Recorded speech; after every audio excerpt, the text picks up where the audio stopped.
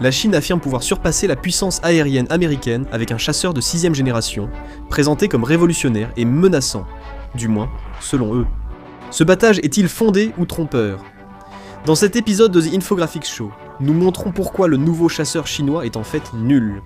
Pékin a un nouveau jouet, le chasseur J-36.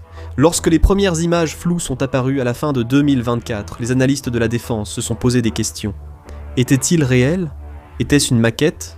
Pour capter l'attention, des photos claires et des vidéos de l'appareil survolant Chengdu, l'équivalent chinois de la zone 51, ont été publiées en 2025, c'était impressionnant. Ce n'était pas juste une copie du J-20, mais un saut radical avec une conception sans empennage, très difficile à réaliser. Une énorme aile double delta en forme de losange, s'étendant sur environ 15 à 18 mètres, l'ensemble formait une pièce de géométrie aux lignes fluides, incarnant la furtivité. Les analystes de la division des technologies étrangères de l'États-Unis Air Force ont estimé une surface équivalente radar inférieure à 0,01 pied carré face à un radar. C'est à peu près la taille d'une bille. Ensuite, il y avait les moteurs, 3 entrées d'air dissimulées dans la structure furtive. Cette configuration triréacteur à moteur à cycle variable semblait sortie d'un film de science-fiction. C'était un design tellement agressif, tellement futuriste, qu'il faisait ressembler beaucoup de chasseurs de la génération actuelle à des pièces de musée. Internet a explosé. Warzone et Interesting Engineering ont relayé l'info. Les forums se sont agités, et les youtubeurs ont vite analysé, doutant d'une fausse piste ou d'un vrai projet. En atteignant 50 000 vues en quelques heures, le South China Morning Post, soutenu par l'État chinois, était ravi d'attiser les flammes, le présentant comme un champion du monde. Le plus impressionnant ou terrifiant, c'est la rapidité avec laquelle la Chine a créé un prototype modifié, plus stable et maniable en 10 mois seulement. Ça a fonctionné. L'engouement est monté jusqu'au sommet. En janvier 2025, Frank Kendall, le secrétaire de l'États-Unis Air Force, l'homme en charge du programme américain de 6ème génération, Next Generation Air Dominance, s'est présenté devant le Congrès et leur a annoncé la mauvaise nouvelle. Il a averti que la Chine pourrait bien nous prendre de vitesse. Il a mis en avant le Mach 2+, du J-36, et son intégration avec des drones déliés fidèles pour obtenir un budget. Et il a réussi. Le débat sur le budget de la défense américaine s'est trouvé un nouveau croque-mitaine élégant. Le J-36L en diamant. Il a semé la panique avant même son entrée en service. Si le design tape à l'œil, attire l'attention, la vraie catastrophe réside dans les moteurs, où les lacunes technologiques de la Chine pourraient empêcher ce chasseur de décoller. Découvrez comment des années de soucis moteurs pourraient reléguer ce prétendant à la suprématie au rang de décoration de hangar. Quand on commence à creuser ce qui fait réellement d'un chasseur de 6ème génération un véritable appareil de 6ème génération, le curriculum vitae du J-36 commence à paraître un peu léger. C'est un exemple de fait semblant jusqu'à réussir. Mais la réussite se heurte à un mur coûteux. Les analystes indépendants, payés pour lire les petits caractères, ils ont examiné le J-36 en 2025 et jugé que la plupart de ses caractéristiques révolutionnaires sont, pour rester polis, spéculatives. C'est ainsi que s'expriment les analystes. Ils improvisent au fil du temps. Un chasseur de 6ème génération n'est pas qu'une cellule furtive, c'est aussi un super ordinateur volant, un centre de réseau et un exploit technologique, tout en un. Et sur chacun de ces points, le J-36 échoue. La furtivité est primordiale. Cette cellule sans empennage est remarquable, mais la vraie furtivité de 6ème génération va au-delà de la forme. C'est la furtivité à large bande. Des métamatériaux absorbant 99% des ondes radar sur diverses fréquences, pas uniquement la bande X déjà prise en compte par tous. Cette technologie est très difficile à produire, et rien ne prouve que la Chine l'ait maîtrisée. Ensuite, il y a le cerveau. Un avion de 6ème génération doit disposer d'une informatique résistante au quantique pour gérer en temps réel les menaces via la fusion de données de nombreux capteurs. Ce sujet est très médiatisé en Chine. Cependant, en pratique, les 10 puissance 15 opérations par seconde du système restent théoriques. Et seulement si leurs puces locales suivent. Or ce sont les mêmes chipsets domestiques vulnérables aux contrôles américains à l'exportation. Un commentaire de mars 2025 du groupe Russie a noté qu'un manque de puces haut de gamme handicape définitivement le cerveau du J-36. Le vrai problème, ce sont les performances. Les missiles hypersoniques tant vantés, la série PLX-X censée atteindre Mach 5 à 300 km et maintenir un super croisière à plus de Mach 2 sans post-combustion. Et c'est là que tout s'effondre. Les critiques ont noté que voler à Mach 2 plus de quelques minutes transforme l'avion en fournaise. La surface peut dépasser 980 degrés. Celsius survivre exige des composites céramiques avancés, des matériaux spatiaux encore importés par la Chine. Sans eux, la vitesse de l'avion ferait fondre son revêtement furtif. Et ces moteurs, ceux censés offrir la super croisière révolutionnaire, ils ne sont pas du tout révolutionnaires, ce ne sont que des solutions provisoires. Les prototypes J-36 utiliseraient des moteurs provisoires, WS 15 ou une version modifiée du WS 19. Un rapport Flight Global de septembre 2025 souligne que les meilleurs moteurs chinois atteignent seulement un rapport poussée-poids d'environ 9 pour 1. Cela paraît bien, mais le moteur américain F-35 Pratt et Whitney F-135 atteint un rapport de 11 pour 1. Et ça, c'est un moteur de 5e génération. Ensuite, il y a la partie optionnellement sans pilote. C'est une idée centrale de la 6e génération. Le pilote peut le piloter, ou une intelligence artificielle peut le faire. Les experts estiment que la Chine en est encore loin, car cela demande une intelligence artificielle fiable à 9999 tolérante aux pannes, inviolable et plus intelligente qu'un pilote humain. Les algorithmes autonomes chinois tentent toujours de rattraper les projets Defense Advanced Research Projects Agency américains d'il y a 5 ans. Alors qu'avons-nous ? Nous avons un avion qui ne peut pas voler aussi vite qu'il le prétend, qui ne peut pas réfléchir aussi vite qu'il le faudrait, et qui ne peut même pas être construit avec les matériaux nécessaires. Corps de 6e génération, moteur de 5e, cerveau de 4e. Si ces caractéristiques non testées vous inquiètent, attendez qu'on parle du moteur. Les données de crise révèlent que les moteurs à réaction chinois souffrent encore de défaillances pouvant paralyser le programme. S'il y a une seule raison pour laquelle ce programme à plusieurs milliards de dollars est voué à l'échec, c'est bien celle-ci. Moteur. L'industrie chinoise des moteurs d'aviation accuse un énorme retard par rapport à l'Occident, étant sur une autre planète. C'est le talon d'Achille du programme, sa bête noire et son principal goulet d'étranglement. Et ce n'est pas faute d'avoir essayé. Pékin en est conscient. Avec ce fabriqué en Chine 2025, ils ont investi plus de 20 milliards depuis 2015 pour y remédier. Ils ont recruté des ingénieurs, volé des plans et bâti des villes pour l'innovation aérospatiale. Mais cela s'est soldé par un échec spectaculaire. Un rapport de novembre 2025 de la Commission d'examen économique et de sécurité États-Unis-Chine, évaluant les lacunes du programme, a confirmé ce que tout le monde savait déjà. On ne peut ni acheter ni voler un moteur à réaction fiable. C'est tout simplement trop difficile, la métallurgie est trop précise, les tolérances sont trop faibles et la physique est trop impitoyable. Le moteur WS, 10 qui équipe le chasseur de pointe chinois J-20, est tristement célèbre pour passer plus de temps au hangar qu'en vol. Une analyse de mai 2025 réalisée par Turbly a révélé que son temps moyen, entre deux pannes, n'est que de 300 à 500 heures. Cela signifie qu'en moyenne, un pilote doit voler, en sachant constamment que son moteur risque de le tuer toutes les 300 heures. À titre de comparaison, le GEF 414 du Super Hornet, bien que plus ancien, affiche un temps moyen entre pannes supérieures à 1000 heures. Appliquez cela au J-36. Ce nouveau triréacteur radical nécessite non seulement un moteur, mais un moteur miracle à cycle variable. La Chine ne dispose pas d'un moteur alliant forte poussée pour le combat et faible consommation pour la patrouille. Tout repose sur le WS-19 encore en développement. Ce moteur devrait faire du J-36 une merveille de 6e génération, mais il ne fonctionne pas. Un rapport du centre d'informatique ouverte de Berkeley indique qu'une version miniature du turboréacteur WS-19 a échoué à son premier vol d'essai en novembre 2025. Il n'a pas pu décoller. Donc le J-36 qui a inquiété Frank Kendall et le Congrès vole par miracle.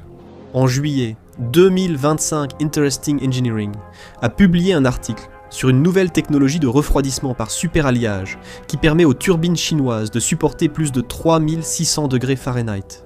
C'était un simple coup de propagande, présenter une technologie brillante en labo et espérer éviter les questions sur la production de masse.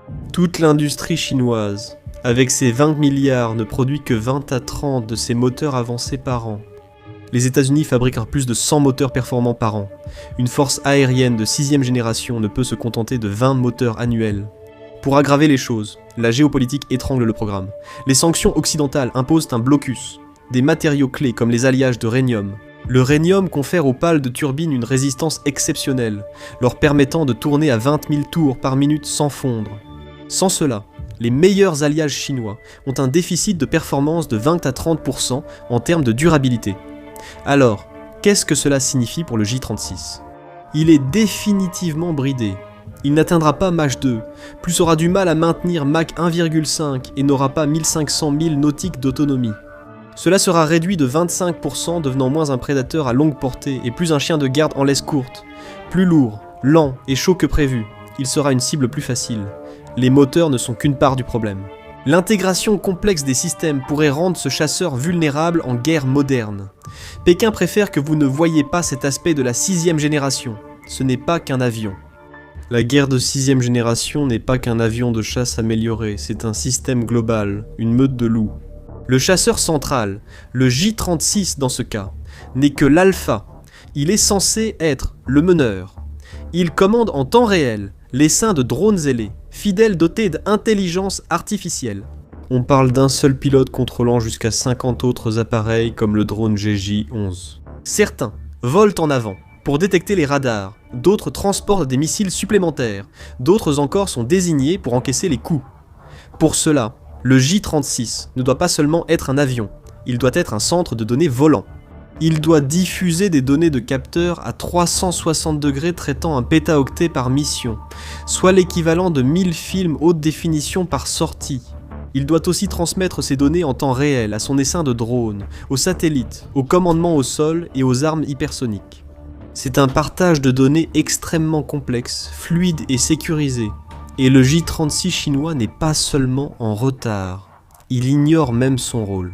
Les médias d'État chinois ont exceptionnellement reconnu en mars 2025 via un article du South China Morning Post que les concepts de système sont encore en phase de test conceptuel précoce. Aucune intégration à grande échelle n'a été démontrée, ni la communication ou le contrôle des drones par l'avion en combat. Tout reste spéculatif. Une analyse de janvier 2025 de Sofrep a souligné ce point en listant tout ce que nous ignorons, soit presque tout. Commençons par la propulsion. Ils utilisent probablement des moteurs Al-41F russes comme solution de secours, rien de révolutionnaire. La vraie plaisanterie porte sur les systèmes de mission, très en retard sur la cybersécurité. Une comparaison de référence du National Institute of Standards and Technology a révélé que les systèmes chinois présentent une vulnérabilité au piratage 15 fois supérieure à celle de leurs homologues américains. Un système qui peut être piraté n'est pas seulement une arme, c'est un handicap. Vous ne voulez pas que votre essaim de drone à $1 milliard décide soudainement que vous êtes la cible. Et ça ne s'arrête pas là. La Chine importe toujours ses composites avancés pour la cellule, ne parvenant pas à les produire en masse, et paye donc 40% de primes pour les obtenir. Cela augmente le coût d'un programme qui, selon nos informations, demeure totalement imaginaire. C'est un château de cartes fait de pièces étrangères et de réseaux non sécurisés. Le véritable monstre, c'est l'intelligence artificielle. Pour contrôler un essaim de 50 drones à 95% autonome, il faut une intelligence artificielle très avancée, qui nécessite des puces. C'est là que les sanctions américaines font vraiment mal. Selon Forbes, Semiconductor Manufacturing International Corporation, principal fabricant chinois de puces, reste limité aux 7 nanomètres, ayant 2 à 3 générations de retard sur le leader Taiwan Semiconductor Manufacturing Company. Impossible de faire tourner une intelligence artificielle de 6e génération sur des puces de 5e génération, comme jouer à Cyberpunk 2077 sur une PlayStation 3. Ça va être lent, ça va ramer, et ça va planter au pire moment. The National Interest l'a parfaitement résumé en novembre 2025. Malgré l'amélioration de la stabilité du J-36, sa fusion des capteurs reste au niveau américain de 2010. Dans un vrai combat, le pilote du J-36 ne sera pas un quarterback surhumain. Il sera un employé de bureau dépassé, submergé par les données avec un délai de plus de 50 millisecondes, essayant frénétiquement d'empêcher ses drones de se percuter. Le J-36 est une belle coquille, avec un mauvais moteur et pas de cerveau. Le modèle industriel chinois va-t-il résoudre ça ? Ils vont juste y mettre 20 milliards de plus. Eh bien, il manque de la seule chose qu'on ne peut pas acheter, le temps. Cette première série de tests conceptuels n'était pas un accident, mais un aveu, et c'est une catastrophe pour le calendrier stratégique chinois. En 2025, des sources officielles de l'Armée populaire de libération ont confirmé que le J-36 reste en validation de prototypes sur des bases secrètes. The Warzone a indiqué en novembre 2025 que les premiers vols avec système embarqué ne devraient pas avoir lieu avant 2026 ou 2027. Ce retard important par rapport aux prévisions optimistes de 2024 qui avaient provoqué la panique crée une faille de vulnérabilité. Le général David Alvin, chef d'état-major de l'États-Unis Air Force, a expliqué en 2025 que la Chine, bien qu'avancée sur le calendrier, reste très en retard en maturité. Voici l'état actuel de la course. Et il n'y a même pas photo. La Chine se lance dans une course désespérée pour faire entrer son chasseur J-36 en capacité opérationnelle initiale, ou capacité opérationnelle initiale d'ici 2030. Soyons clairs, le capacité opérationnelle initiale est une décision politique, pas liée à la performance. En général, il s'agit simplement de quelques cellules à peine fonctionnelles envoyées à la hâte dans une unité de première ligne, juste pour marquer un point en termes de relations publiques. Les États-Unis n'ont pas prévu de premier vol pour leur Next Generation Air Dominance F-47 avant 2028. Pourquoi ce délai ? Parce que les États-Unis développent une arme révolutionnaire, pas un char de parade. Les sous-systèmes du Next Generation Air Dominance sont éprouvés, les moteurs adaptatifs fonctionnent, les capteurs avancés testés, et les liaisons de données cryptées sont sécurisées. Les chiffres concrets ne mentent pas. Un aperçu de septembre 2025 d'Aviation AZ a noté que la Chine ne dispose que de 2 prototypes connus du J-36 en vol, et d'un autre banc d'essai appelé le JXDS. Le programme Next Generation Air Dominance américain dispose déjà d'au moins 5 démonstrateurs en vol. Il teste toutes les parties du système, ailier fidèle, centre de données et nouvelles armes. Ce délai de 3 à 5 ans, avant que le J-36 soit vaguement prêt au combat, est plus qu'un inconvénient. C'est une énorme cible dans le dos de la Chine, et les adversaires sont déjà prêts à en profiter. D'abord, les vulnérabilités cyber. Ce taux de piratabilité n'est pas hypothétique. Lors d'un jeu de guerre de Rinde en 2025, les réseaux militaires chinois ont été piratés dans un scénario sur 7, révélant une défaillance structurelle, pas un bug. Ensuite, l'entraînement est insuffisant. Même avec un avion parfait, les pilotes ne sont pas prêts, totalisant en moyenne seulement 150 heures de vol par an pour l'aviation de patrouille longue. Leurs homologues de l'États-Unis Air Force dépassent 200 heures passées dans des environnements d'entraînement complexes et réalistes, pas juste à tourner en rond. L'expérience ne se simule pas. Pour les 5 à 7 prochaines années, la Chine est coincée. Ils ont montré un prototype tape à l'œil, sans rien pour le soutenir. Ils ont lancé une course qu'ils ne peuvent finir. Leurs pilotes et systèmes accumulent du retard, cachant des problèmes bien plus graves. La base industrielle s'effondre à cause de goulets d'étranglement pouvant faire de ce jet un échec coûteux. La suite dévoile le chaos de la chaîne d'approvisionnement. C'est le coup de grâce. C'est le dernier clou dans le cercueil. C'est celui qui scelle le destin du J-36 et l'enterre définitivement. Même avec des ingénieurs brillants, des moteurs fiables et un logiciel prêt, le J-36 ne marcherait pas. Pourquoi ? Parce qu'on ne peut pas construire une flotte de chasseurs du 21e siècle sur une base industrielle du 20e siècle. Le secteur aérospatial chinois, qui pèse 150 milliards malgré tout son tapage, n'est pas viable. Ce système repose sur d'énormes investissements et des concepts copiés, mais il manque de savoir-faire institutionnel et de chaînes d'approvisionnement robustes nécessaires à la fabrication complexe. C'est une façade, et le J-36 est le projet qui expose enfin les fissures. Un rapport de Yaikai Global de août 2025 a révélé des goulets d'étranglement catastrophiques. Le complexe militaro-industriel chinois ne produit que 50 à 100 moteurs haute performance par an pour tous ses avions. Pour une flotte de J-36, ils ont besoin de plus de 200 nouveaux moteurs par an. Rien que pour ce programme. Les chiffres ne suivent pas. Impossible de construire le J-36. Ils doivent prendre les moteurs des J-20, J-16 et du reste de leur aviation. C'est un jeu stratégique à somme nulle déjà perdu. La guerre en Ukraine a détruit les chaînes d'approvisionnement mondiales. Les matériaux spécialisés, notamment les alliages de titane pour cellules d'avion à haute contrainte, accusent un retard de 6 à 12 mois. Vous ne pouvez pas accélérer le développement quand vous attendez 1 an pour obtenir le métal de base nécessaire à la fabrication des ailes. Dans le monde du développement de la 5e génération, une pause de 12 mois n'est pas seulement un retard, c'est une régression. Vous prenez encore plus de retard face à un concurrent qui améliore en temps réel. De plus, la Chine subit une pénurie massive et médiatisée d'ingénieurs. Il compte 300 000 ingénieurs aérospatiaux, qualifiés contre plus de 500 000 aux États-Unis. Ce n'est pas qu'une question de nombre, mais aussi d'expérience et de contrôle qualité. La main-d'œuvre américaine maîtrise depuis longtemps l'entretien de flottes furtives, tandis que la chinoise débute et apprend sur le tas. Ils n'ont tout simplement pas les personnes nécessaires pour concevoir, construire, diagnostiquer et réparer ces systèmes hyper complexes à grande échelle. Si vous voulez un exemple parfait d'échec, une étude de cas sûre à quel point tout cela est fondamentalement défaillant. Ne regardez plus le J-36 mais le C919, le nouvel avion de ligne chinois. Réponse principale à Boeing et Airbus. C'est leur objectif numéro 1 dans l'aérospatiale civile. Le projet bénéficiant d'un soutien étatique illimité. Pourtant, En 2025, comme l'a rapporté le SEMP en novembre, ils ont accusé un retard impressionnant de 40 avions par rapport à leurs propres objectifs de livraison. Ils visaient 150 avions et en ont livré environ 90. C'était censé être facile. Le C919 utilise des moteurs occidentaux. Lip-Han, c'est de CFM, pas chinois.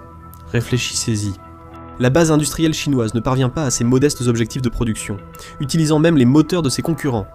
Ajoutez les interdictions d'exportation américaines, qui selon Forbes ont augmenté les coûts du programme de 25 à 30%. L'USCC l'a déclaré en novembre 2025, les objectifs aéronautiques de Made in China. 2025, visé quand ? 80% d'autosuffisance, mais seuls 60% ont été atteints. C'est sur cette base pourrie que repose le J36. Alors quel est le verdict ? Le J36 est une victoire en termes de relations publiques, mais un désastre stratégique. La production de masse devrait être repoussée à 2035 quand le Next Generation Air Dominance américain volera déjà, rendant le J36 obsolète avant son lancement. Le J36 sera en retard, dépassera le budget et manquera de puissance. Ce n'est pas une destitution de l'Occident, mais une déception coûteuse. Un spectacle brillant mais vide, illustrant que battage médiatique, propagande et dépenses ne vaincront jamais les lois de la physique. Regardez le plan de guerre américain de 2 jours qui effraie la Chine, ou cliquez sur cette vidéo